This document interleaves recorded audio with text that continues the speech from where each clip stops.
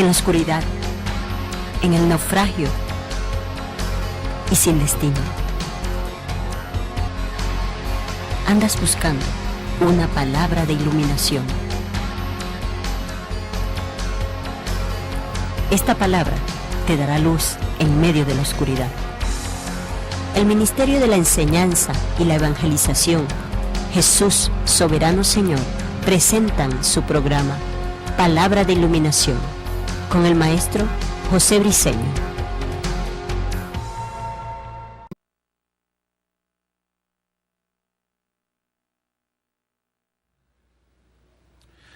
Ok, vamos a darle un aplauso al Señor para recibir la palabra. Gloria sea el nombre del Señor. La palabra del Señor siempre se recibe con gozo, con alegría, con deseo de aprender la palabra. Saludamos a los que nos están viendo a través de la www.reformatv.net.be por internet, y también los que nos están viendo a través de System Cable y por las televisoras amigas, por Reforma TV y las televisoras amigas. Estamos transmitiendo desde Venezuela para el mundo.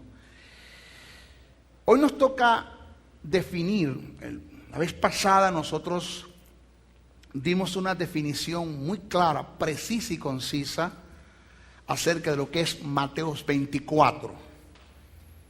La vez pasada nosotros conversamos y desarrollamos el tema en las preguntas que le hicieron los discípulos, hablando de Pedro, Jacobo, Juan y Andrés, porque en Mateo 24 dice que los discípulos le hicieron las preguntas a Jesús, pero Marcos dice quiénes fueron los que le hicieron las preguntas, que fueron Pedro, Jacobo, Juan y Andrés. Y hicimos un análisis cuando dice Mateo 24 al comienzo, que estando Jesús frente al templo, le dijeron sus discípulos: ¿ves estos grandes edificios? Jesús le dice que no quedará piedra sobre piedra que no sea derribada. Es la expresión de Jesús, el comienzo de Mateo 24. Y estando Jesús en el templo sentado, le dijo a sus discípulos: ¿veis estos grandes edificios? No quedará piedra sobre piedra que no sea derribada. Dice el verso 3, preciso, el verso 3 dice que estando en el monte de los olivos, ya no estaban en el templo, estaban en el monte de los olivos. Dice que se acercaron sus discípulos y le hicieron preguntas. Le dijeron: Señor, dinos cuándo sucederán estas cosas. ¿Cuáles cosas? Las que dijiste allá, que no quedará piedra sobre piedra que no sea derribada. ¿Qué señales oído? ¿Qué señales habrá para tu venida? Presta atención que estoy dando un repaso rapidito de Mateo 24 para enlazarlo con Mateo 25 ahora. Para los que no vieron el primer CD, los deben adquirir, por favor. Y los que no vieron el primer programa en la televisión deben de sintonizar o buscar la forma de cómo ver ese programa. Y dice qué señales habrá para tú, cuándo sucederán estas cosas, cuáles cosas, que no quedará piedra sobre piedra que no sea derribada, qué señales habrá para tu venida. Observe el término venida, por favor, para tu venida y para el fin del siglo.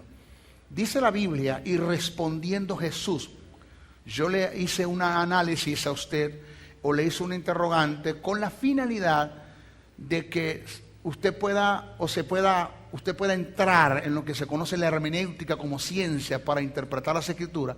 La hermenéutica es una ciencia que se encarga de presentar unas herramientas para hacer una buena exégesis de las escrituras. Y yo le hice a usted una pregunta: ¿a qué respondió Jesús? Usted me dijo a las preguntas que le hicieron los discípulos. Y después le hice otra interrogante: ¿a qué respondió Jesús? Primero, ¿a qué respondió? Lógico que las preguntas, ¿qué respondió? Ustedes no me supieron responder. ¿Por qué? Porque la respuesta lógica del caso es que para saber qué respondió Jesús, yo tengo que leer todo lo que está en Mateo 24 o tener información de lo que está en Mateo 24 y lo que está en Mateo 25. Porque todo lo que está en Mateo 24 y lo que está en Mateo 25 se da como producto de las preguntas que le hicieron los discípulos a Jesús. Descartamos, présteme atención bien por favor, descartamos que es imposible que los discípulos le estén preguntando a Jesús por la venida, por la iglesia, que es lo que se está utilizando. Se está tomando Mateo 24 para adjudicárselo a la venida de Cristo por la iglesia. Y inclusive hay muchos creyentes que han dicho: hermano, las señales se están cumpliendo. ¿Cuáles señales?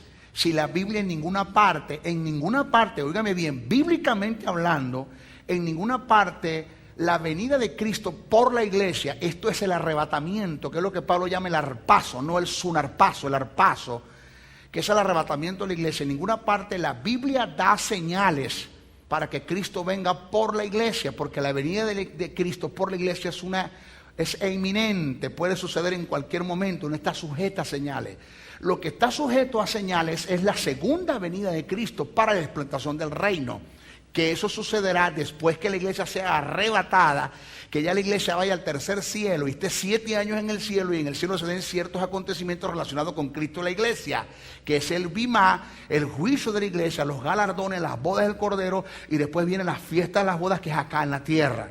Esos 7 años que va a estar la iglesia en el cielo van a ser 7 años de tribulación y de gran tribulación que va a haber aquí en la tierra. Entonces, ¿qué pasa? Que cuando Pedro pregunta, ¿qué señales habrá para tu venida? ¿De qué venida está preguntando Pedro? De la venida para establecer el reino.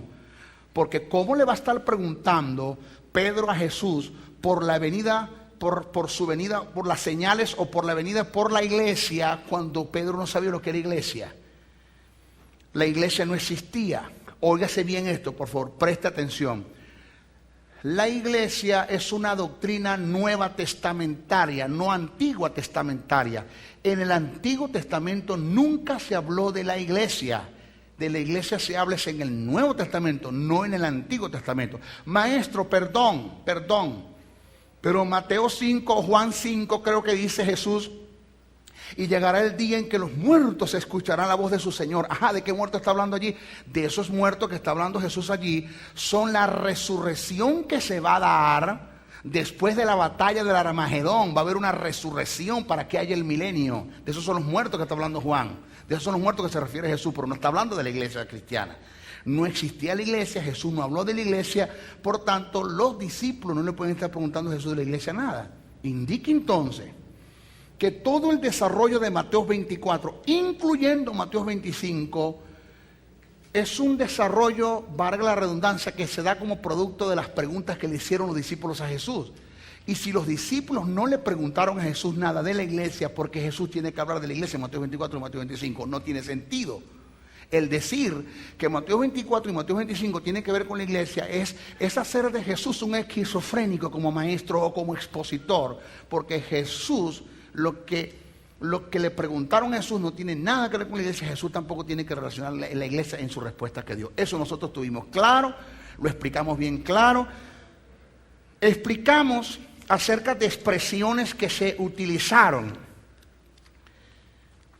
Por ejemplo, el uno será tomado, el otro será dejado. Lo explicamos bien, no nos vamos a entrar en eso porque eso está en el CD, el primer CD. Tómenlo, por favor, lléveselo. Los que no lo tienen, pues busque la forma de cómo obtenerlos. Explicamos qué quiso decir Jesús cuando dijo: por donde quiera que tuviera el cuerpo muerto, y estarán las águilas. ¿Quién es el cuerpo muerto? ¿Quiénes son las águilas? Que eso está relacionado, eso está en Mateo 24. Se nos dijeron que el cuerpo muerto es Cristo y las águilas son la iglesia. Resulta que eso no tiene nada que ver con Cristo ni la iglesia, porque eso está en Mateo 24. Eso lo explicamos, que el cuerpo muerto representa la putrefacción o la pudrición que se va a encontrar, el estado de pecado en el que se va a encontrar las naciones, y el buitre, que es ave de rapiña, representa el juicio a la que debe venir el Hijo del Hombre para juzgar a las naciones. Eso lo explicamos bien, porque esta expresión está después de que Jesús dice: y veréis el Hijo del Hombre de Dios descender con gran poder y gloria, porque donde está el cuerpo muerto estarán las águilas. Está hablando de juicio, no está hablando de iglesia ni está hablando de Jesús. Explicamos porque muchos son los llamados y pocos los escogidos. ¿Qué quiso Jesús decir con esto? Hoy nos toca hablar de la parábola de las 10 vírgenes. Vamos a dar una definición a la parábola. Mateo 25 dice así. Entonces, por favor, subraya el término entonces, para cuando usted lea eso que está allí, usted dice: wow, esto fue lo que nos enseñó el maestro. Por favor, subraya el término entonces.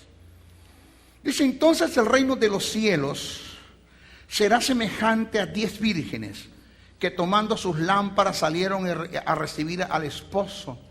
5 de ellas eran prudentes y 5 insensatas. Las insensatas, tomando sus lámparas, no tomaron consigo aceite, mas las prudentes tomaron aceite